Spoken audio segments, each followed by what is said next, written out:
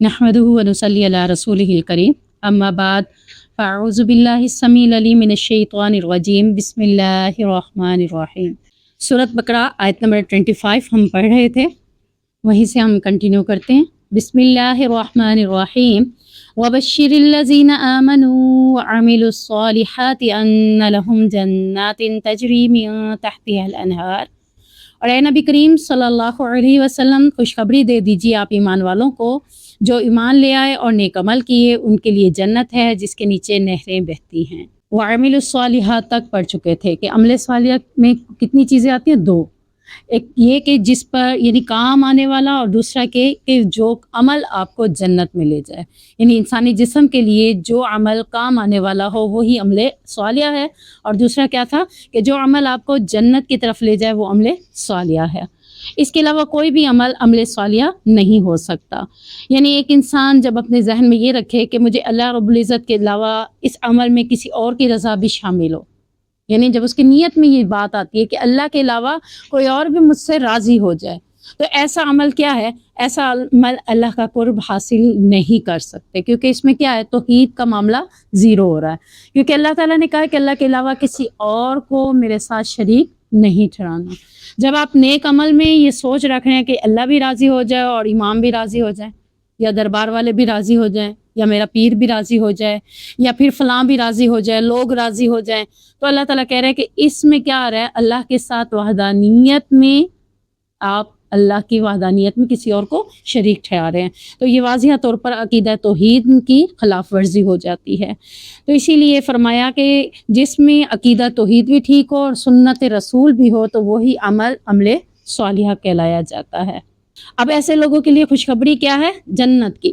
کس جنت کی؟ جس کے نیچے نہریں بہتی ہیں۔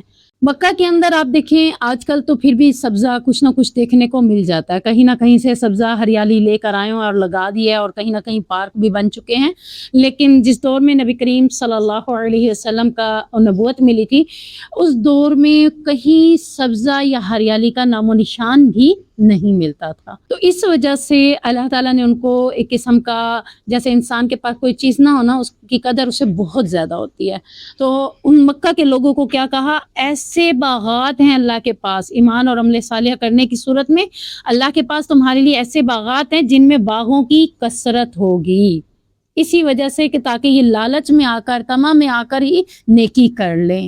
یعنی نیکی کرنے کے لیے کسی کو کوئی لالچ دینا، طمع دینا، اس میں کوئی مسئلہ نہیں ہے کہ اللہ تعالیٰ نے کہا کہ کبھی انہیں طمع دے کر بلا لو، کبھی انہیں خوف سے اپنے رب کی طرف بلا لو، دونوں صورتوں میں اپنے رب کے قریب کر لو۔ تو یہاں اللہ تعالیٰ نے ان کو درختوں کو دیکھ کر وہ بڑے خوش ہوتے تھے، تو اس قسم کا انہیں لالچ دیا کہ جب تم عمل صالحہ کرو گے، ایمان لاؤ گے، تو تمہارے پاس کیا آئیں گے؟ جنت آئے گی جس میں باغات ہی باغات ہوں گے جو تمہیں دیکھنے میں بھلے لگتے ہیں، اور ایسا جنت کا نقشہ کھینچا کہ صرف باغات ہی نہیں بلکہ اس کے نیچے نہریں جاری ہوں گی، آبشاریں ہوں گی۔ جیسا کہ آج آپ دیکھ لیں کہ آپ بھی ایسے علاقوں میں چلے جاتے ہیں، تو ابھی بات ہو رہی تھی کہ ایسے علاقوں سے واپس آنے کو دل نہیں کرتا۔ کیوں؟ کیونکہ مناظر، اللہ کی قدرت کے مناظر اتنے خوبصورت ہوتے ہیں۔ جب دنیا کے اندر اللہ کی قدرت کے مناظر اتنے خوبصورت ہیں تو پھر اس جنت کو ہم کیسے صرف تصور کر سکتے ہیں، لیکن وہی بات ہے کہ ہم اپنی آنکھوں سے اس کو دیکھ نہیں سکتے۔ ایک تصور جو ہوگا نا، اس سے بھی بڑھ کر وہ جنت ہوگی، کیونکہ حدیث میں آتا ہے کہ نبی کریم صلی اللہ علیہ وسلم نے فرمایا، اللہ تعالیٰ فرماتے ہیں میں نے اپنے نیک بندوں کے لیے وہ چیزیں تیار کر رکھی ہیں جنہیں نہ کسی کی آنکھ نے دیکھا ہوگا، نہ کسی کان نے سنا ہوگا، نہ کبھی کسی انسان کے دل میں اس کا خیال آیا ہوگا۔ حالانکہ آپ سن رہے ہیں نا، آپ کے سامنے حدیث ہے، آپ کے سامنے آیتیں ہیں کہ جنت ہے، بڑی خوبصورت ہے، اس کے نیچے نہریں بہ رہی ہیں، آپ تصور بھی کر رہے ہیں، اتنا خوبصورت نقشہ آپ کے مائنڈ میں ایک آ جاتا ہے، لیکن اللہ تعالیٰ کہہ رہا ہے کہ کسی کے دل میں اس جیسا خیال آیا ہی نہیں ہوگا۔ یہ حدیث میں اللہ تعالیٰ خود ہی کہہ رہے ہیں، اور اس کے بارے میں اللہ تعالیٰ نے مزید کیا کہا کہ اس کا خیال ہی کسی کے دل میں نہیں پیدا ہوا ہوگا۔ تو ایسی جنت اللہ تعالیٰ ہم سب کو نصیب فرما دے، اور دنیا میں ہم اس طرح کی پرکشش علاقوں کے اندر ہمارا دل بھی لبتا ہے، ہم دل کرتا بھی ہے کہ وہاں جائیں، تو یہاں اللہ تعالیٰ نے اس طرح کے مناظر اس لیے کھینچے تاکہ انسان نیک عمل کرنے کے لیے خود کو تیار کر لے۔ آپ دیکھیں کچھ لوگ دنیا کے اندر ایسے ہیں جب ایک بار دیکھ کر آتے ہیں آپ چلیں اللہ کا گھر ہی دیکھ لیں، بہت سے لوگ ایسے ہوتے ہیں جو حرم دیکھ کر آتے ہیں، پیسہ نہ ہونے کی وجہ سے وہ بار بار خواہش کرتے ہیں، اور خواہش رکھنے کے ساتھ ساتھ وہ کیا کہتے ہیں، اپنے آپ کو اس کے لیے تیاری بھی کرتے ہیں، اپنے پیسوں میں سے جمع پونجی میں سے کھن جاتے ہیں کہ کیا کریں کہ یہ میں جمع کر رہی ہوں، یہ میں عمرے کی نیت سے کروں. آپ کوشش کر رہے ہیں نا، تو جنت کا نقشہ جب آپ کے سامنے اتنا خوبصورت کھینچا جا رہا ہے تو اس کے لیے بھی تو کوشش کریں گے. اس کے لیے کوشش کیا ہے؟ عمل صالحہ. کیونکہ ایمان تو ہم لا چکے ہیں، زبان سے اقرار، دل سے تصدیق ہم کر چکے ہیں، اب ہمارے پاس کیا ہونا چاہیے؟ عمل صالحہ ہونا چاہیے. تو ہم اس کی کوشش کریں گے تاکہ یہ جنت ہمیں مل جائے. اس کے بعد اللہ تعالیٰ نے اس آیت کے اندر کیا فرمایا؟ کلما رزقوا منها من ثمرۃ الرزق، کہ یہ ایسے باغات ہوں گے جن میں آپ کو ہر قسم کا پھل دیا جائے گا، تو وہ کہیں گے یہ تو وہی ہے جو قالوا ھذا الذی رزقنا من قبل، کہ یہ تو وہی ہے جو اس سے پہلے بھی ہمیں اس سے ملتا جلتا دیا گیا تھا. وَأُوتُوا بِهِ مُتَشَابِهًا، یعنی اس سے ملتا جلتا یا اس کے متشابہ، جیسے انگور ہیں اس کا ذکر ملتا ہے، کھجور ہے اس کا ذکر ملتا ہے، زیتون ہے اس کا ذکر ملتا ہے. تو ہم وہاں پر کہیں گے کہ یہ تو وہی پھل ہیں جن کو ہم نے دنیا میں بھی استعمال کیا تھا، جن کے نام سنے تھے، لیکن جنت کے پھلوں کے حوالے سے کیا آتا ہے کہ اس کا ذائقہ منفرد ہوگا. وہ دنیا کے پھلوں جیسا ذائقہ نہیں ہوگا، اس کی لذت بہت ہی منفرد ہوگی، کیونکہ وہ جنت کا پھل ہوگا. نام سے تو ملتا جلتا ہوگا لیکن ذائقے سے وہ ملتا جلتا نہیں ہوگا. وَلَهُمْ فِيهَا أَزْوَاجٌ مُطَهَّرَةٌ، اور پھر اللہ تعالیٰ نے ان کو مزید کیا فرمایا کہ ان کے لیے وہاں پر پاکیزہ بیویاں بھی ہوں گی. آج دیکھیں کہ آج بھی عرب کے اندر ایک شادی تو بڑی معیوب سمجھی جاتی ہے، ٹھیک ہے نا، وہ 2 3 شادیاں کرتے ہیں، 4 بھی کر لیتے ہیں. تو ان کے اندر یہ چیز بھی پائی جاتی تھی، جس وجہ سے اللہ تعالیٰ نے انہیں مزید لالچ دیا کہ ایسی عورتیں تمہارے لیے ہوں گی کہ جنہیں کسی آنکھ نے نہ دیکھا، نہ کسی نے چھوا ہوگا، بلکہ وہ پاک دامن ہوں گی، پاکیزہ ہوں گی، انچھوئی ہوں گی، یعنی باکرہ ہوں گی. اس لیے یہ کہا جا رہا ہے کیونکہ یہ چیز ایک مرد کے اندر بہت زیادہ پائی جاتی ہے کہ میں اگر شادی بھی کروں، چاہے وہ دوسری ہو یا تیسری ہو، تو اس کو یہی ہوتا ہے کہ ان میرڈ ہو تو وہ زیادہ بہتر ہے. کیوں؟ اللہ تعالیٰ نے پھر یہاں پر ان کے لیے کہا کہ وہاں پہ وہ حوریں جو اللہ تعالیٰ نے ان کے لیے تیار کر رکھی ہیں، پاکیزہ بیویاں ان کی بنا دی جائیں گی، جنہیں نہ کسی نے چھوا ہوگا اور نہ ہی آج تک کسی نے انہیں دیکھا ہوگا، یعنی دیکھا بھی نہیں ہے، چھوا بھی نہیں ہے. اور یہ اتنی پاکیزہ ہوں گی کہ اللہ تعالیٰ نے ان کا ذکر قرآن کے اندر کر دیا، کیونکہ ان کے اندر کیا ہوگا؟ شرم و حیا بہت زیادہ ہوگی. یعنی پاکیزہ عورت کے اندر کیا چیز پائی جاتی ہے؟ شرم و حیا، پاکیزگی اس کی ظاہر کرتی ہے. اگر وہ شرم و حیا نہیں ہے نا، تو کوئی بھی اسے ایسے یہ تو بڑی بے حیا ہے، پتہ نہیں کیا کیا کرتی ہوگی، ٹھیک ہے نا. اگر پاکیزہ ہے، اس کی نظریں صاف ہیں، اس کا دل صاف ہے، وہ آپ کو دیکھنے سے ہی ایسے لگ رہی ہے کہ نہیں یہ اس لڑکی کا کام ہو ہی نہیں سکتا، یہ تو بڑی پاک ہے، تو وہ کیا ہے کہ پاکیزہ ہونے کے ساتھ ساتھ اس کے اندر کیا آتی ہے؟ شرم و حیا آ جاتی ہے. اس کے بارے میں حدیث بھی ہے، انشاءاللہ آگے ہم دیکھیں گے. بہر یہاں پر آگے یعنی کہ اللہ تعالیٰ نے اس بات کی اہمیت بہت زیادہ اجاگر کر دی کہ ایسی بیویاں ہوں گی جو شرم و حیا والی اور پاکیزہ ہوں گی. یعنی یہ چیز اللہ کو بڑی پسند تھی، تو اس کا ذکر اللہ تعالیٰ نے قرآن میں کر دی. اب اللہ کو اگر میرا پاکیزہ رہنا، میرا شرم و حیا والا رہنا پسند ہے، تو میں کیوں نہ ایسی بن جاؤں. یعنی اللہ کو ایک عورت ایسی ہی پسند ہے کہ جس کے اندر شرم و حیا بھی ہو، جس کے اندر پاکیزگی بھی ہو، کہ وہ اپنے آپ کی سیفٹی کر سکے، حفاظت کر سکے. اسے کوئی ہاتھ لگانے والا نہیں، اس کے ساتھ کوئی بات چیت کرنے والا نہیں، یعنی جتنا ممکن ہو وہ اپنے آپ کو غیر محرم سے بچا کر رکھے. تو یہ اس کی پاکیزگی اور اس کی شرم و حیا اور عفت و عصمت کی نشانی ہے. وَهُمْ فِيهَا خَالِدُونَ، اور یہ ایسی جنت ہوگی جس میں وہ ہمیشہ ہمیشہ کے لیے رہیں گے، اس میں سے کبھی بھی نہیں نکالے جائیں گے. دنیا کے اندر کیا ہے؟ بالآخر کیا ہے؟ موت.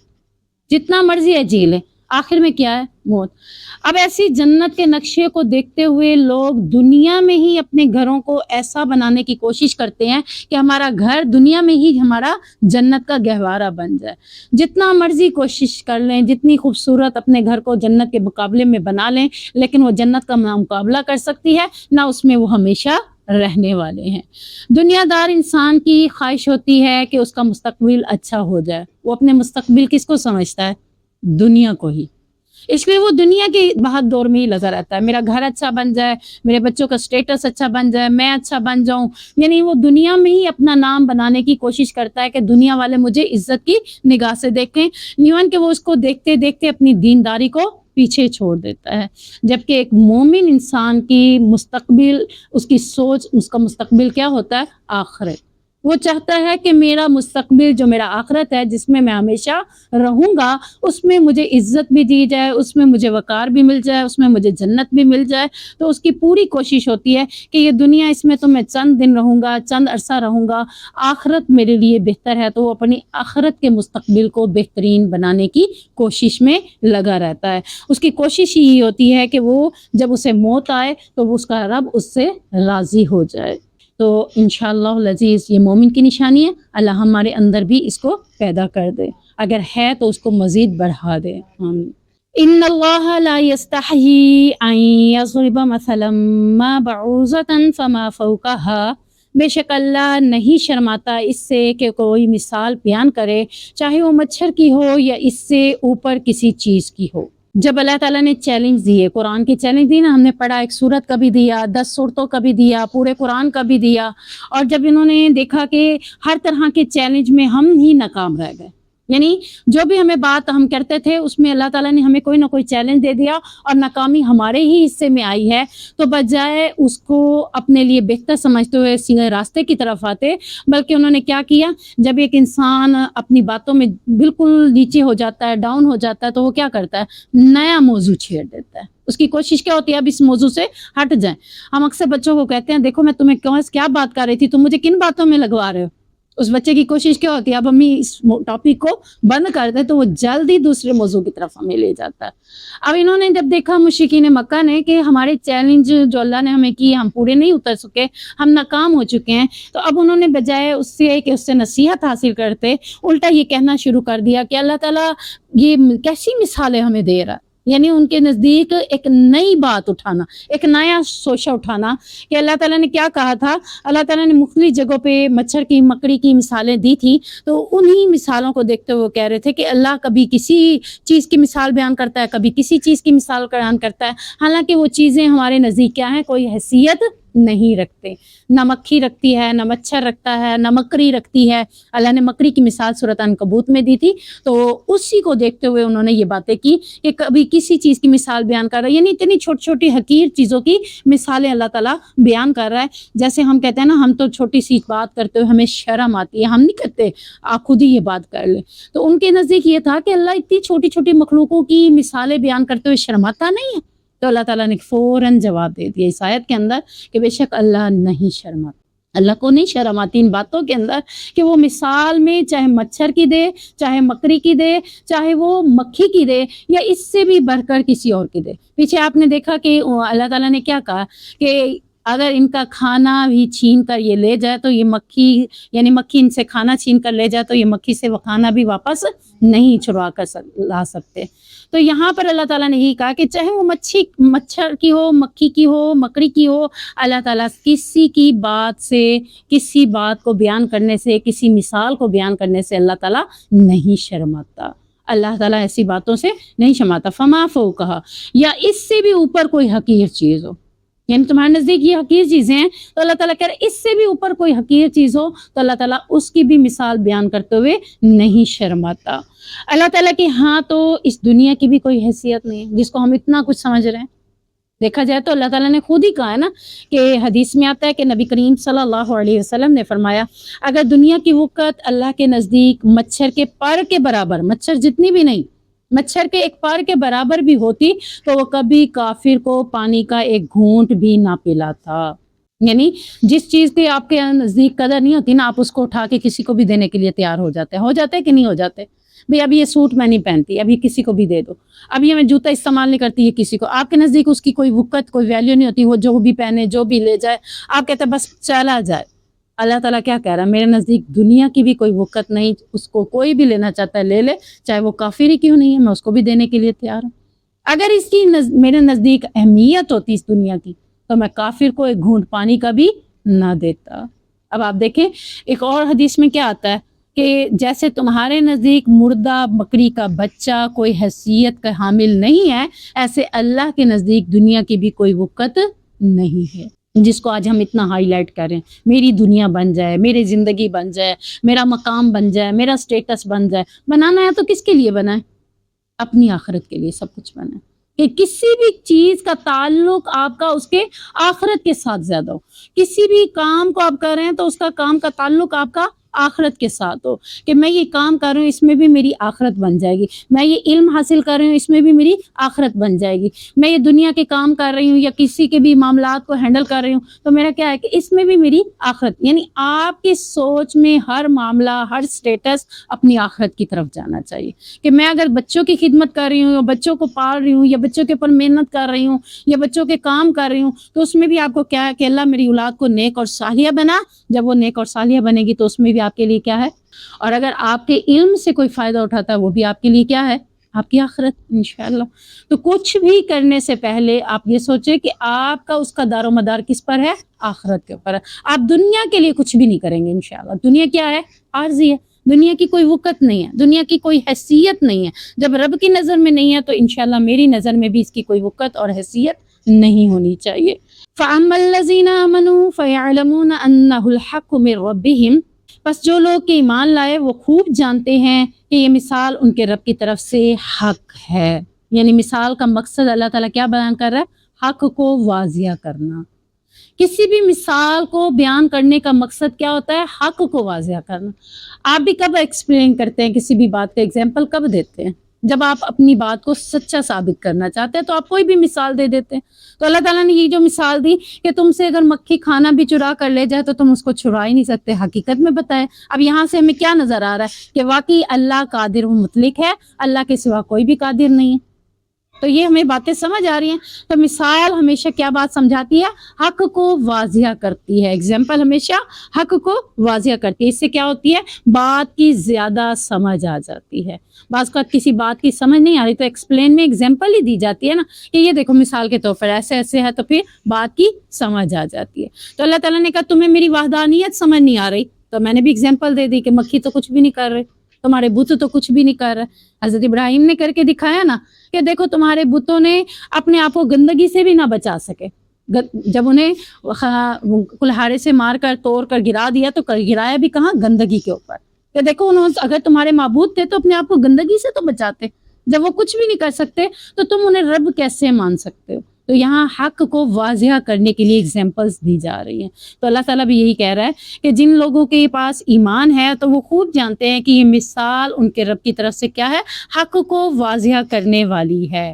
وَأَمَّا الَّذِينَ كَفَرُوا فَيَقُولُونَ مَاذَا أَرَادَ اللَّهُ، اور وہ لوگ جنہوں نے کفر کیا وہ کہتے ہیں کیا ہے اللہ کا ارادہ، یعنی اس مثال کو بیان کرنے سے اللہ کا کیا ارادہ ہے. اسی طرح یعنی کہ وہ مزید کیا کہتے ہیں، یضل بہ کثیرا، کہ یہ مثال اللہ تعالیٰ کہتا ہے اس مثال سے میں بہت سے لوگوں کو گمراہ کر دیتا ہوں، ویہدی بہ کثیرا، اور بہت سے لوگوں کو ہدایت بھی دے دیتا ہوں. وما یضل بہ الا الفاسقین، اور ہدایت کنہیں نہیں ملتی، یعنی فاسقوں کے سوا وہ کسی کو بھی گمراہ نہیں کرتا. اب یہاں دیکھیں کہ اللہ تعالیٰ نے یہ جو بات کی ہے کہ میں کوئی بھی مثال بیان کرتے ہوئے شرماتا نہیں ہوں. حیا اللہ کی بھی صفت ہے، حیا اللہ کی بھی صفت ہے. شرم و حیا جیسے عورت کا پاکیزگی اور شرم و حیا جیسے عورت کا زیور ہے، اسی طرح حیا اللہ کی بھی صفت ہے. لیکن اللہ تعالیٰ کی صفت انسان کی صفت جیسی نہیں ہو سکتی، وہ اس سے بڑھ کر ہے. تو یہاں ہمارے ایمان کا حصہ بھی ہے حیا، ایمان کا حصہ بھی ہے. کیسے کہ حدیث میں آتا ہے نبی کریم صلی اللہ علیہ وسلم کا گزر ایک شخص سے ہوا جو اپنے بھائی پر حیا کی وجہ سے ناراض ہو رہا تھا اور کہہ رہا تھا کہ تم بہت شرماتے ہو. یعنی ہوتا ہے نا بعض لوگوں کو شرم بہت زیادہ آتی ہے، تم بہت شرماتے ہو. گویا وہ کہہ رہا تھا کہ تم اس کی وجہ سے اپنا نقصان کر لیتے ہو. ہمیں بھی ایسے لگتا ہے نا کہ شرم میں اپنا ہی نقصان کر رہا. تو وہ یہ سمجھ رہا تھا وہ بھی. تو آپ صلی اللہ علیہ وسلم نے اسے فرمایا اسے چھوڑ دو، کیونکہ حیا ایمان میں سے ہے، یعنی ایمان کا ایک حصہ ہے. اب اگر اس وہ حیا کر رہا ہے تو اس کا یہ مطلب نہیں ہے کہ وہ اپنا نقصان کر رہا ہے، بس اس میں شرم و حیائی زیادہ ہے کہ وہ اس وجہ سے ایسی بات نہیں کر سکتا. آپ نے شاید یہ واقعہ سنا ہوگا حضرت موسیٰ علیہ السلام کا، کہ ان کی ساری قوم جب نہر پر یا پانی میں غسل کرتی تھی تو کپڑوں کے بغیر غسل کرتی تھی. حضرت موسیٰ علیہ السلام لوگوں سے چھپ چھپا کر غسل کیا کرتے تھے. کبھی بھی انہوں نے اپنے جسم کو یعنی اوپر کا حصہ بھی کبھی اپنے آپ کا واضح نہیں کیا تھا. تو ان کی قوم نے ان کے اوپر تہمت یا بات کرنا شروع کر دی تھی کہ شاید کہ حضرت موسیٰ کے جسم پر کوئی داغ ہیں، کوئی دبے ہیں، یا کوئی ایسا بیماری ہے جو ہمارے سامنے یہ ظاہر نہیں کرتا. ہم تو ظاہر کر لیتے ہیں، جتنا حصہ ننگا کرنا ہے کر لیتے ہیں، لیکن یہ نہیں کرتا. تو ایک دن اللہ تعالیٰ نے کیا کیا تھا، حضرت موسیٰ علیہ السلام نے اپنے کپڑے اتار کر پتھر پر رکھے اور نہانے کے لیے گئے. اللہ نے پتھر کو حکم دیا سرک جا. پتھر کپڑوں سمیت سرک گیا تھا. اب وہ یعنی کہ بے خیالی میں انسان جب اپنی کوئی چیز ہو نا تو بے خیالی میں اسے نہیں پتہ چلتا میں کس حالت میں ہوں. تو بے خیالی میں وہ اس پتھر کے پیچھے بھاگے کہ پتھر میرے کپڑے دے، میرے کپڑے دے. یہاں تک کہ پتھر قوم کی طرف چلا گیا اور قوم ساری نے دیکھا کہ ان کے جسم میں تو کوئی داغ یا کوئی دبا یا کوئی بیماری نہیں تھی. تو یہ کیا تھا، ان کے اندر شرم و حیا زیادہ تھی. ٹھیک ہے نا. تو یہ شرم و حیا کس چیز کا حصہ ہے؟ ایمان کا حصہ ہے. تو اللہ تعالیٰ کی صفت حیا اس کی ذاتی صفت ہے اور اسی صفت میں سے اس نے حیا ہمارے اندر بھی ڈال دی ہے. تو حیا ایمان کا بھی ایک حصہ ہے. تو اللہ تعالیٰ نے اس کو چھیڑنے کا حکم نہیں دیا کہ جس میں زیادہ ہے کسی میں کم ہے تو اس کو چھیڑو نہیں، بلکہ اس سے کیا ہے کہ آپ سمجھتے کہ نقصان ہوگا، ایسا کچھ بھی نبی کریم صلی اللہ علیہ وسلم نے فرمایا نہیں ہے. اس کو اس کے حال پر چھوڑ دو. آگے جنہوں نے کفر کیا تو انہوں نے کہا کہ اس مثال سے اللہ تعالیٰ کا کیا ارادہ ہے. تو اللہ تعالیٰ نے اس مثال کی وضاحت کرتے ہوئے فرمایا کہ اللہ انہی مثالوں کے ساتھ بہت سے لوگوں کو گمراہ کر دیتا ہے. دیکھیں جب حق واضح ہو جائے، حق واضح ہونے کے باوجود کوئی جیسے کہ ہم کہتے ہیں نا پوری بات اس کے سامنے ظاہر ہو گئی تھی لیکن وہ ایسے منہ پھیر کے بھاگے جیسے اسے کچھ سمجھ ہی نہیں آئی. تو یہ کون سے لوگ ہیں؟ یضل بہ کثیرا. یہ وہی لوگ ہیں جو گمراہ ہو جاتے ہیں. اور پھر اسی مثال سے کئی لوگ ایسے ہوتے ہیں کہ واقعی اللہ تعالیٰ تو قادر ہے ان باتوں کے اوپر، تو وہ ان کا ایمان اور بھی زیادہ بڑھ جاتا ہے اور وہ ہدایت میں اور بھی زیادہ پختگی اختیار کر لیتے ہیں. اب اللہ تعالیٰ نے یہاں ذکر کیا کہ گمراہ کون ہوتے ہیں؟ فاسق. اب فاسق کون ہے؟ نافرمانیاں کرتے کرتے ہدایت سے دور ہو جانے والے شخص کو فاسق کہتے ہیں. یعنی جو نافرمانی، گناہ، یعنی دوسرے لفظوں میں آپ کیا کہیں گے، گناہ کرتے کرتے نیکیوں سے جب وہ دور ہو جاتا ہے تو اس کو کیا کہا جائے گا؟ فاسق. فاسق کہتے ہیں گناہ گار کو. اللہ کی نافرمانیاں کرتے کرتے وہ ہدایت سے دور ہو گیا یا گناہ کرتے کرتے وہ نیکیوں سے دور ہو گیا. اب وہ کیا ہو گیا؟ ٹیڑھا چلنے کا عادی ہو گیا. اب معاشرے میں دیکھیں کہ کسی کو نیکی کی بات بتائیں تو وہ ٹیڑھے چلنے کے اتنے عادی ہو جاتے ہیں کہ انہیں سیدھی بات سمجھ ہی نہیں آتی. تو یہ کون لوگ ہیں؟ ہم نہیں کہتے، ویسے حقیقت میں ایک ایگزامپل دے رہی ہوں کہ اللہ نے انہی لوگوں کے بارے میں کہا کہ جو ٹیڑھا چلنے کے عادی ہو جاتے ہیں. اللہ کا قانون انہی لوگوں کے لیے ہے کہ یہی لوگ کیا ہیں؟ فاسق ہیں. وہ اللہ رب العزت کی طرف شر اور خیر کی نسبت ٹھہراتے ہیں کہ اللہ تعالیٰ نے ہمارے اندر خیر رکھی ہوتی تو ضرور اترتی، اللہ نے شر ہمارے لیے رکھا تو وہی ہے. تو یہ اللہ کی طرف دونوں نسبتوں کو کیوں قرار دیتے ہیں؟ اس وجہ سے کہ دونوں چیزیں اللہ تعالیٰ نے ہی بنائی ہیں. لیکن اللہ نے بنانے کے بعد دونوں راستے بھی تو دکھا دیے کہ یہ خیر کا راستہ ہے اور یہ شر کا راستہ ہے. اب امتحان کس کا ہے؟ بندے کا. وہ خیر کے راستے کو اپناتا ہے یا شر کے راستے کو اپناتا ہے. اگر تو وہ خیر کے راستے پہ چلتا ہے تو وہ کیا کرتا ہے؟ امتحان میں فرسٹ آ گیا. اگر وہ شر کے راستے پر چلتا ہے تو وہ امتحان میں ناکام ہو گیا. یہ ہمارا امتحان اللہ لے رہا ہے کہ دو راستے میں نے تمہیں دکھا دیے، ہدایت کا بھی اور گمراہی کا بھی، خیر کا بھی شر کا بھی. اب آپ کا امتحان ہے آپ اپنی عقل سے کون سے راستے کا انتخاب کرتے ہیں. تو اس میں اللہ رب العزت نے آپ کے لیے یہ چوائس رکھ دی ہے. اللہ نے آپ کے لیے نہیں رکھا کہ یہ بندہ خیر حاصل کر سکتا ہے بس اسی کو ملے گی، بلکہ یہ چوائس پہ آپ کے چھوڑ دیا. آپ چاہیں تو خیر کو بھی حاصل کر سکتے ہیں، آپ چاہیں تو شر کو بھی حاصل کر سکتے ہیں. یہ آپ کے اندر اللہ تعالیٰ نے آپ کے اوپر چھوڑ دیے دونوں باتوں میں. جیسے میں کہتی ہوں یہ دو چیزیں پڑھی ہیں تو ان میں سے جو بھی اٹھا لو، چوائس ہوتی ہے نا. تو یہ چوائس پہ چھوڑا ہے اللہ تعالیٰ نے کہ آپ ایمان والا راستہ اختیار کرتی ہیں یا گمراہی کا راستہ اختیار کرتی ہیں.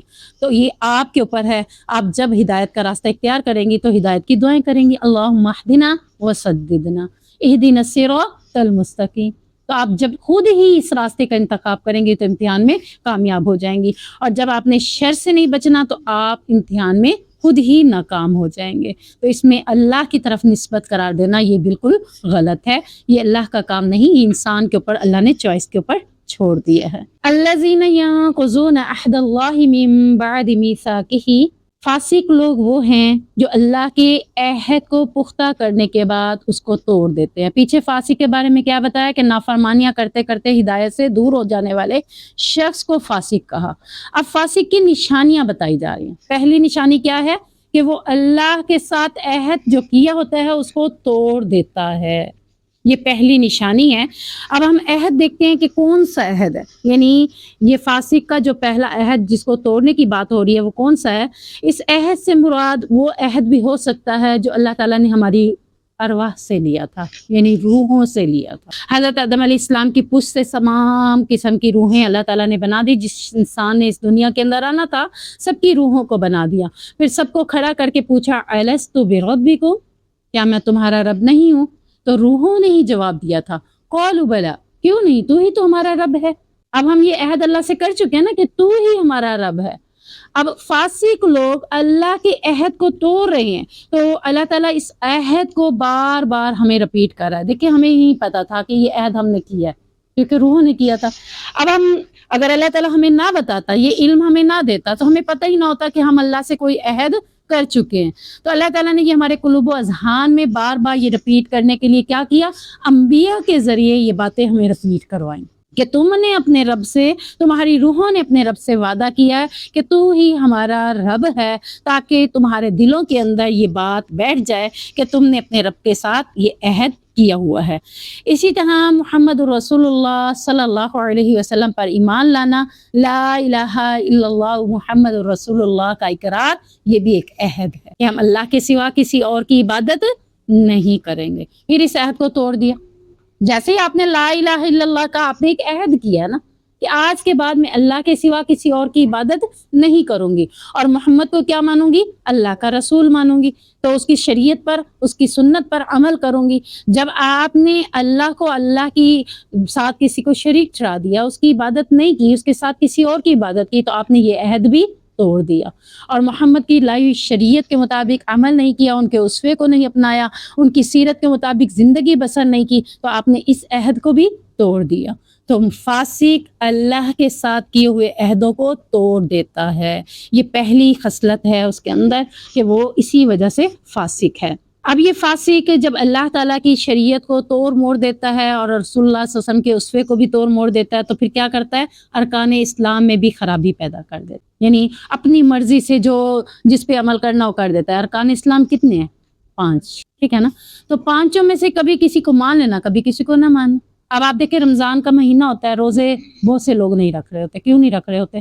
ہم نہیں رکھ سکتے، ہمارا گرمی کا کام ہے، ہم مزدور ہیں، ہم فلاں ہیں، ہم پڑھنے والی لڑکیاں ہیں، ہم سارا دن یہ کرنے والی ہیں، تو بہت سے لوگ نہیں رکھتے۔ اب روزہ نہ رکھنے والے لوگ کیا کر رہے ہیں؟ روزے کو، ارکان اسلام کا انکار کر رہے ہیں، حالانکہ اللہ تعالیٰ نے کیا کہا ہے؟ نبی کریم صلی اللہ علیہ وسلم نے مزدور کی مزدوری کرنے سے اسے کہا کہ اتنی کرو جتنی کر سکتے ہو، لیکن روزہ تمہارے لیے لازم ہے۔ یعنی پہلی چیز اس کے لیے کیا ضروری ہے؟ روزہ۔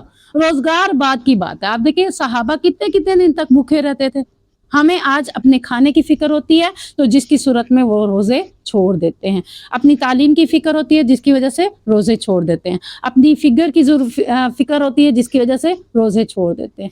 اسی طرح نماز کو دیکھ لیں، نماز بھی ارکان اسلام میں ہے۔ اب جب نماز کو توڑ موڑ کریں گے، 2 پڑھیں گے 3 چھوڑ دیں گے، 3 پڑھیں گے 2 چھوڑ دیں گے، تو اس میں بھی توڑ پھوڑ کر دی ہے۔ یہ کون لوگ ہیں؟ یہ فاسق ہیں جو ارکان اسلام میں بھی تبدیلیاں کر دیتے ہیں۔ اس کے بعد دوسری چیز کیا ہے؟ اعمال اسلامی، یعنی اسلام نے جو ہمیں عمل کرنے کا حکم دیا، رات کو نبی کریم صلی اللہ علیہ وسلم نے عشاء کے بعد باتیں کرنے سے بھی منع کر دیا، اور ہم کتنے بجے تک رات کو بیٹھ کے گپ شپ لگاتے ہیں؟ 1 بج گئی ہے، 2 بج گئی ہے، بچے بیٹھے ہیں، بڑے بیٹھے ہیں، موبائلوں میں لگے ہیں، گفتگو ہو رہی ہیں، حالانکہ اللہ کے نبی نے کیا کہا ہے؟ جب عشاء سے پہلے تم جاگو اور گپ شپ کرو، باتیں کرو، کھانا کھاؤ، جو مرضی ہے کرو، لیکن عشاء کے بعد کیا کرنا ہے؟ سو جانا، تاکہ صبح تہجد ٹائم آنکھ بیدار ہو سکے۔ اب یہ نبی کا اسوہ ہے، اعمال اسلامی ہے۔ اب اس میں بھی توڑ پھوڑ ہم نے کر دی، ہم آدھی رات تک 2-3 بجے تک جاگے اور صبح کی نماز بھی ہم نے نہیں پڑھی۔ کیوں؟ آنکھ ہی نہیں کھلی تھی۔ آنکھ کیسے کھلتی؟ جب 2-3 بجے سو رہے ہیں تو آنکھ کیسے کھلے گی؟ کچھ لوگ ہوتے ہیں جو پڑھ لیتے ہیں، ورنہ اکثریت کیا ہوتی ہے 10-11 بجے 12 بجے اٹھتے ہیں، پھر بھی قضا نماز بھی نہیں پڑھی، اس میں بھی توڑ پھوڑ کر دی۔ اس کے بعد اگلا کیا عمل ہے؟ ایمان کی حقیقتیں بھی وہ بگاڑ دیتے ہیں کہ اصل ایمان کیا ہے۔ آج آپ کو اصل ایمان نظر ہی نہیں آتا۔ ایمان کی 70 سے زیادہ شاخیں ہیں، آپ دیکھیں کہ کوئی شاخیں ہمیں نظر ہی نہیں آتی، کہیں سے کسی کے اندر ایمان نظر ہی نہیں آتا، چلتے پھرتے لوگ کیا نظر آ رہے ہیں، معاشرے کی دیکھا دیکھی لوگ اس کے اوپر عمل کر رہے ہیں، سیاست میں دیکھیں تو وہاں اسلام نظر نہیں آ رہا، وہاں ہی دین نظر نہیں آتا، معیشت میں کاروباروں میں دیکھیں تو وہاں اسلام نظر نہیں آ رہا، سود حرام خوری سب چیزیں ساری ہیں، بس پیسہ آ جانا چاہیے، اتنے کا آ جائے اتنے کا آ جائے، خام مال بھی بیچ دیا، اچھا مال بھی بیچ دیا، معیشت میں بھی ہم نے اسلام کو پیچھے چھوڑ دیا۔ اسی طرح معاشرت اور اخلاقیات کسی چیز میں بھی اسلام کی جھلک نظر نہیں آتی۔ ہم کیا کر رہے ہیں؟ اللہ کے کیے ہوئے عہدوں سے، اللہ سے کیے ہوئے عہد کو توڑ رہے ہیں۔ اللہ تعالیٰ نے کیا کہا تھا؟ یا ایھا الذین آمنوا ادخلوا فی السلم کافہ، کہ تم نے کیسے داخل ہونا اسلام میں؟ پورے داخل ہونا۔ نہ ہماری سیاست اسلامی، نہ ہماری معیشت اسلامی، نہ ہمارا اخلاقیات اسلامی، نہ ہمارے ارکان اسلام پورے، نہ ہمارے اعمال اسلامی پورے، کسی چیز میں بھی ہم مکمل طور پر نہیں ہے، تو ہم اسلام میں کیسے پورے داخل ہو گئے؟ تو یہ ہم نے کیا کیا؟ عہد کو توڑ دیا۔ وَيَقْطَعُونَ مَا أَمَرَ اللَّهُ بِهِ أَن يُوصَلَ، اور وہ لوگ یعنی کہ فاسق لوگ اور کیا کرتے ہیں؟ جس چیز کو اللہ نے ملانے کا حکم دیا اس سے کاٹ ڈالتے ہیں، یا قطع کر دیتے ہیں، یا اس سے دور ہو جاتے ہیں۔ کس کس چیز سے اللہ تعالیٰ نے جوڑنے کا حکم دیا؟ سب سے پہلے آپ کا تعلق کس کے ساتھ ہونا چاہیے؟ زیادہ اللہ کے ساتھ ہے۔ چیک کریں نا، اللہ کے ساتھ ہمارا تعلق ہے، اللہ اپنے ساتھ جوڑ رہا ہے۔ اللہ کہہ رہا ہے میرے مقرب بن جاؤ، میرے قریب بن جاؤ، میرے قریب اتنے آ جاؤ کہ میں فرشتوں میں بیٹھ کے تمہارا ذکر کروں۔ اب آپ دیکھیں کہ اللہ کے ساتھ جوڑ رہے ہیں ہم، خوشی ہے، غمی ہے، گھر کے معاملات ہیں، دن ہے یا رات ہے، ہم اللہ کے ساتھ توڑ رہے ہیں یا اللہ کے ساتھ جوڑ رہے ہیں؟ اپنے کاموں کو دیکھیں نا، اپنے معاملات کو دیکھیں۔ ہم کسی بھی معاملے کو یہ دیکھ کر کرتے ہیں کہ میرا رب کہیں ناراض نہ ہو جائے؟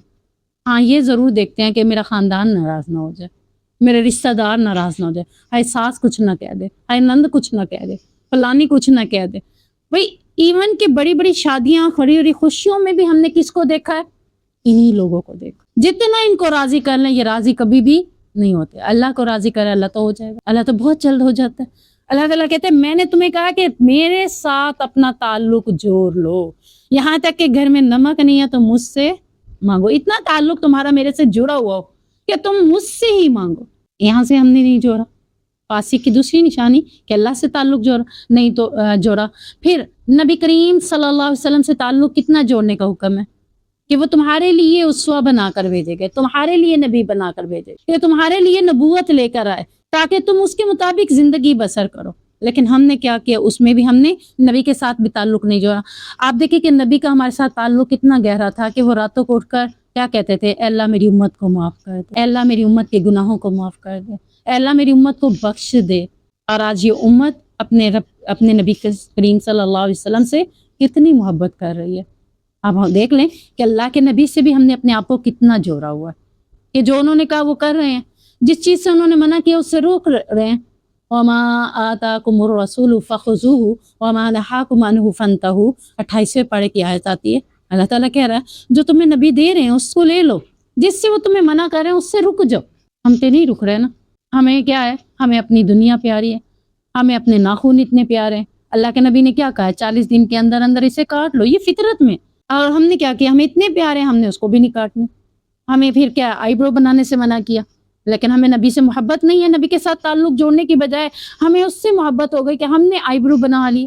یعنی کوئی چیز دیکھ لیں، اگزامپل ہی دے رہی ہوں نا میں آپ کو، ایسے کئی اگزامپلیں موجود ہیں کہ ہم نے اپنا تعلق نبی سے بھی کتنا جوڑا ہوا ہے، کہ نبی نے جن باتوں سے منع کیا ہے کہ آج ہم ان باتوں سے اپنے آپ کو روک رہے ہیں، جن کو کرنے کا حکم دیا کہ آج وہ ہم کر رہے ہیں۔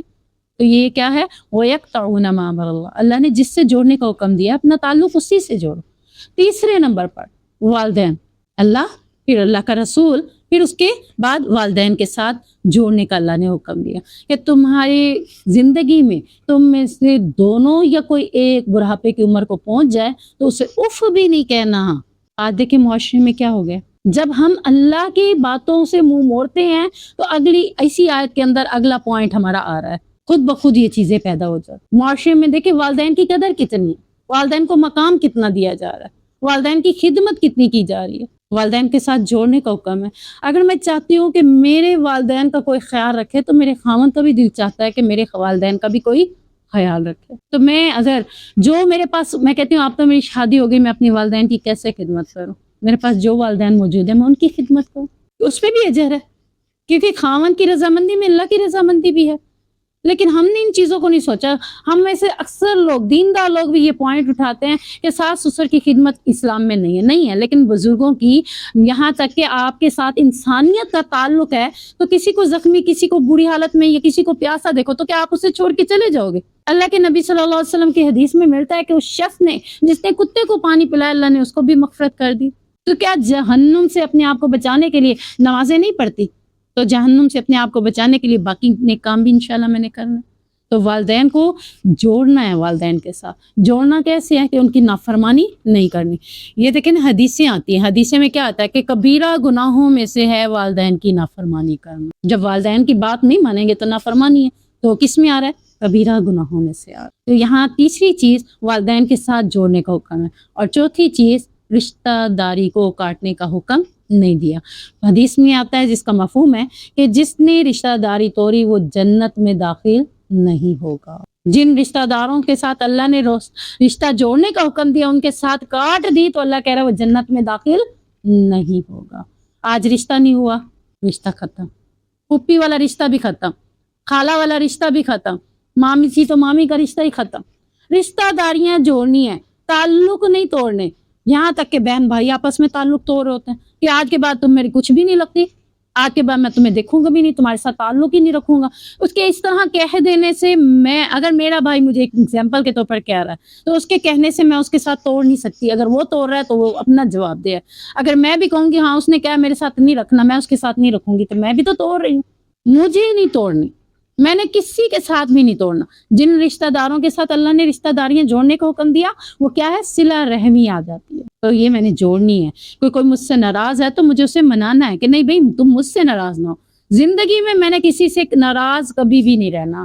میں نے یہ الفاظ سننے ہی نہیں ہے کہ وہ مجھ سے ناراض ہے، یا وہ میری کسی بات سے ناراض ہے، یا وہ میرے کسی فعل سے ناراض ہے۔ ایسا کوئی کام ہم نے نہیں کرنا، ورنہ ہم کون ہو جائیں گے؟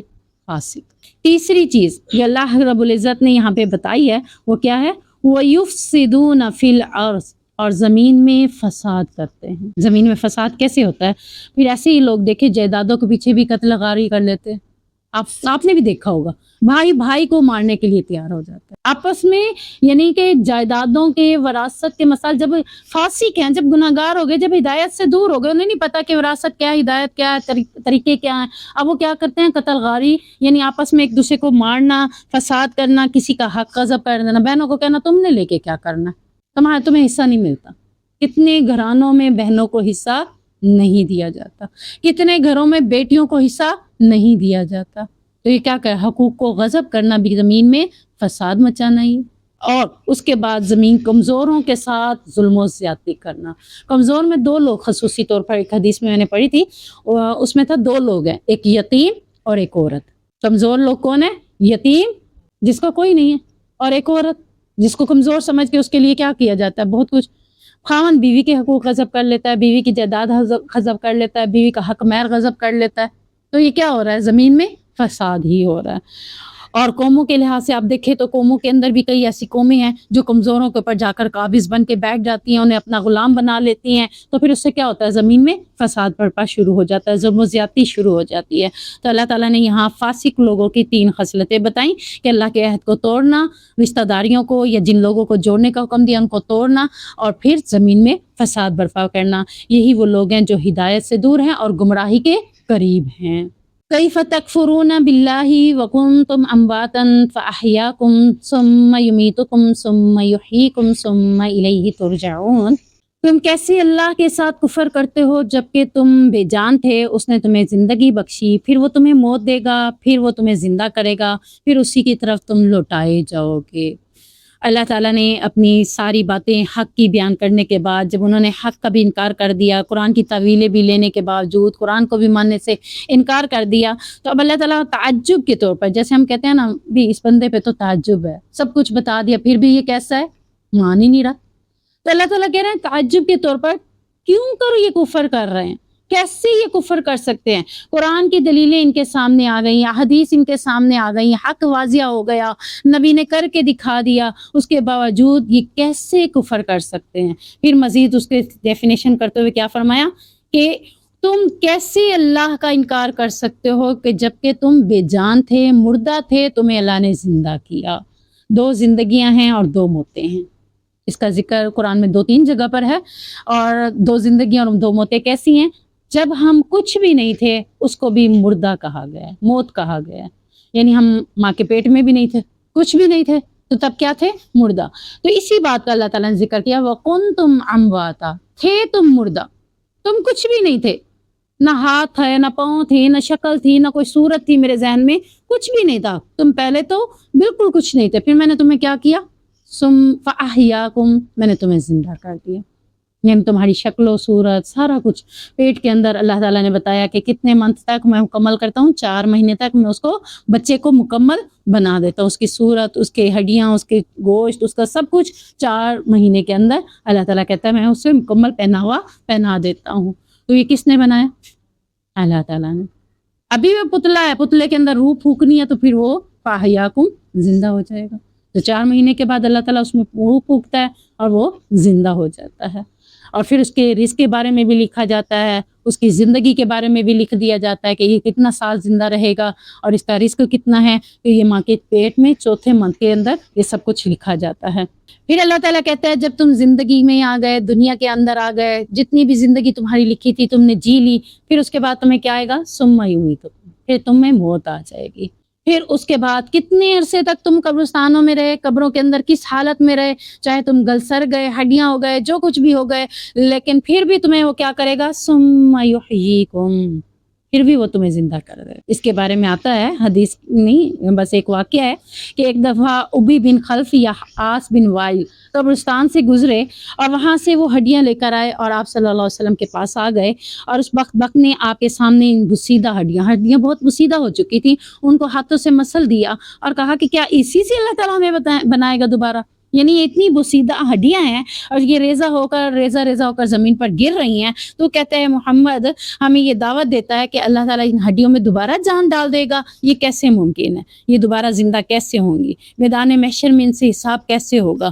تو نبی کریم صلی اللہ علیہ وسلم نے یہ آیت پڑھ کے ان کے سامنے بیان کی، اور اللہ نے یہ آیت اتار دی کہ جب تم کچھ نہیں تھے تب بھی بنا دیا، اب ان ہڈیوں سے بنانا اللہ کے لیے کیا مشکل ہے؟ یعنی جب تم مثال کے طور پر میں یہاں پہ اگزامپل دیتی ہوں، جب آپ کوکنگ کرنے شروع کرتے ہیں آپ کو نہیں پتا ہوتا کہ چائے کیسے بنتی ہے، ٹھیک ہے نا؟ پہلے ٹائم میں بھی آپ نے بنا لی کہ نہیں بنا لی، پوچھ پاچھ کے بنا لی۔ جب دوسری بار آپ سے پوچھا جا رہا ہے چائے بنا لو گے، آپ کہو گے ہاں بنا لوں گی، میں نے اس دن بنائی نہیں تھی، سارا مجھے پتا ہے کیسے کیسے بنے گی۔ تو اللہ تعالیٰ نے جب پہلی بار کچھ بھی نہیں تھے بنا لیا، اب تو ہمارا شکل بھی ہے، صورت بھی ہے، سب کچھ ہے، تو وہ دوبارہ بنانے پہ بھی ہمیں قادر ہے۔ تو یہی بات اللہ تعالیٰ نے یہاں پر بھی کی، اور پھر کہا اے نبی ان سے کہہ دیجئے کہ وہی تو اللہ ہے جو تمہیں زندہ کرتا ہے اور موت دیتا ہے، پھر زندہ کرے گا، پھر موت دے گا، پھر زندہ کرے گا، پھر تم سب اسی کی طرف میدان محشر میں اکٹھے کیے جاؤ گے۔ هو الذی خلق لکم ما فی الارض جمیعا، وہی تو ذات ہے جس نے تمہیں پیدا کیا تمہارے لیے زمین کو اور سب چیزوں کو، یعنی زمین کے اندر سب کچھ اس نے تمہارے لیے پیدا کر دیا۔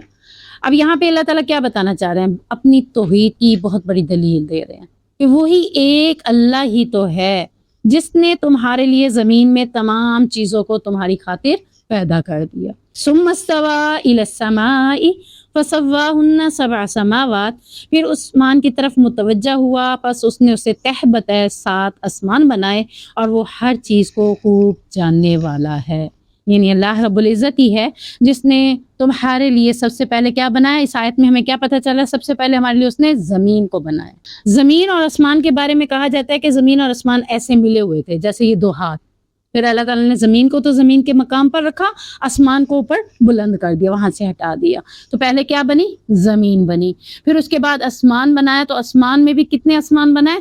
تہ بتہ 7 آسمان بنائے۔ جیسے ہم کہتے ہیں نا ٹاور چیزیں کہ 1-2 تہ والے زیادہ اچھے لگتے ہیں، جتنی تہ بناتے جائیں اتنی زیادہ، تو اللہ نے بھی تہ بنا کر آسمان 7 بنا دیے، اور یہ سب کچھ اللہ تعالیٰ نے کس کے لیے بنایا؟ انسان کے لیے بنایا۔ تو یہ اللہ تعالیٰ نے بتایا کہ زمین کو بنانے کے بعد پہلے آسمان بنایا، اور آسمان کو بنانے کے بعد پھر زمین کے اندر مختلف چیزوں کو اللہ تعالیٰ نے ہمارے لیے پیدا کر دیا۔ یعنی زمین میں جتنی بھی چیزیں ہیں تو یہ آسمان کی تخلیق کے بعد زمین کے اندر ان چیزوں کو اللہ تعالیٰ نے ہمارے لیے بنایا. تو یہ کل 6 دنوں کے اندر ایک اور جگہ پر آتا ہے کہ اللہ تعالیٰ نے فرمایا کہ فی 6 ایام، کہ میں نے یہ سارا کام کتنے دنوں میں کیا؟ صرف 6 دنوں کے اندر میں نے یہ کام کیا.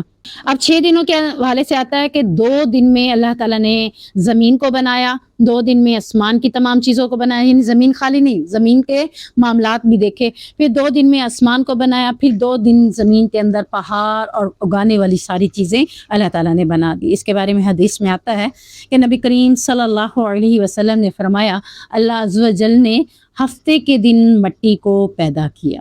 یعنی مٹی کس دن بنائی اللہ تعالیٰ نے؟ ہفتے کے دن کو. اور پھر اس مٹی یعنی زمین ہی ہے نا، مٹی ہے، پھر اس زمین کے اندر پہاڑوں کو اتوار کے دن اللہ تعالیٰ نے بنایا. یعنی یہ ہفتے کے 6 دن ہیں، تو 6 دنوں کے اندر اللہ تعالیٰ نے مختلف چیزیں بنائی.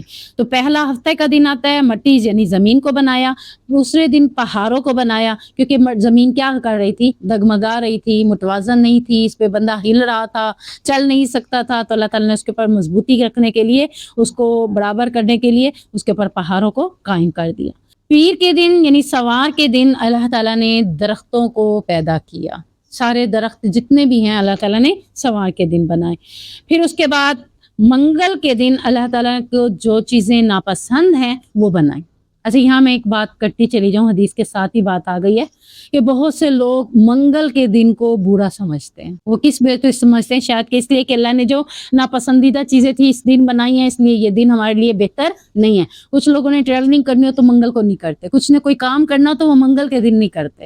میں نے بڑوں سے سنا ہوا ہے، میں جو بچپن میں یاد ہے کہ بڑوں سے سنتی تھی کہ منگل کو کچھ نہیں کرنا، منگل جو ہے نا یہ دن صحیح نہیں ہے. تو یہ اللہ نے اس دن اپنے لیے ناپسندیدہ چیزیں بنائی، ہمارے لیے اس دن کو برا نہیں بنایا. یعنی اب ظاہری بات ہے وہ ناپسندیدہ چیزیں جیسے طلاق ناپسند ہے اللہ کو، ایک بات ہے، تو اب اللہ تعالیٰ نے حرام تو نہیں کر دی نا، اللہ نے بتا دی مجھے ناپسند ہے. جیسے میں کہتی ہوں مجھے یہ ناپسند ہے، میں یہ چیز اچھی پسند نہیں ہے، تو اللہ کو ناپسندیدہ چیزیں بھی تو بنانی تھی، کیونکہ اس کا بھی کوئی نہ کوئی تعلق زمین کے اندر یا ہمارے ساتھ اس کا تعلق ضرور تھا. اب اس کا اس بیس کے ساتھ کوئی تعلق نہیں ہے کہ اگر منگل کو اللہ نے ناپسندیدہ چیز بنائی تو منگل کا دن ہمارے لیے اچھا نہیں ہے. ایسا کچھ بھی نہیں ہے، ہر دن ہمارے لیے بہتر ہے، ہم کچھ بھی کسی دن کر سکتے ہیں. نور والی چیزوں کو اللہ تعالیٰ نے بدھ کے دن پیدا کیا. چوپائیوں کو اللہ تعالیٰ نے جمعرات کے دن پیدا کیا، اور جمعے کے دن حضرت آدم علیہ السلام کو یعنی انسان کو اللہ تعالیٰ نے پیدا کیا.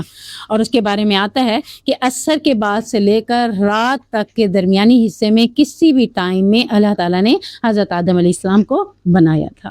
یہ جو بات ہے کہ وہ ہوا بکل شیء علیم، وہ ہر چیز کو جاننے والا ہے. آپ دیکھیں کہ جتنا دور جیسے دور گزرتا جا رہا ہے تو سائنسدان نت نئی چیزوں پہ تحقیقات کر رہے ہیں، اور ہر بار ان کے مشاہدے میں کوئی نہ کوئی چیز آ جاتی ہے. زمینی چیزیں بھی آ جاتی ہیں، آسمانی چیزیں بھی آ جاتی ہیں.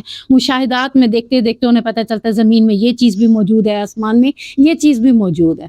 تو اللہ تعالیٰ کہتا ہے وہ تو مشاہدات کے بعد جانتے ہیں، اور وہ بھی اتنی جتنا انہیں اللہ تعالیٰ سمجھنے کی صلاحیت دیتا ہے. جبکہ اللہ زمین کے اندر جتنا خزانے جتنی چیزیں ہیں وہ ہر چیز کو خوب جاننے والا ہے. اسے پتہ ہے کہاں ہے کہاں نہیں ہے، کہاں کیسی چیزیں ہیں. اور وہ آسمانوں کے اندر بھی ہر چیزوں کو جاننے والا ہے، کیونکہ اسی نے بنایا. آسمان اور زمین کب بنائے تھے؟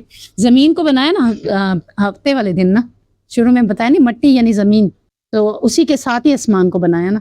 تو یہ یعنی کہ اہلیت کس کے اندر ہے؟ سب چیزیں جاننے کی صرف اللہ تعالیٰ کو. سائنسدان جتنی چیزیں بھی جان لیں پھر بھی تحقیقات میں نت نئی چیزیں، نت نئے مشاہدے ان کے چلتے رہتے ہیں، لیکن اللہ رب العزت پہلے سے ہی ہر چیز کو خوب جاننے والا ہے. تو اس آیت کے اندر اللہ تعالیٰ کی وحدانیت کے ساتھ ساتھ اللہ کے علم کے بارے میں کہ جو علم اس سے ہے وہ علم اور کسی کے پاس بھی نہیں ہے. تو اللہ تعالیٰ ہمیں بھی علم کی تہوں میں، یہ علم کی گہرائیوں میں اترنے کی توفیق عطا فرمائے، اور ہمیں زیادہ سے زیادہ سمجھنے کے ساتھ عمل کرنے کی بھی توفیق عطا فرمائے. سبحانک اللہم و بحمدک، اشہد ان لا الہ الا انت، استغفرک و اتوب الیک.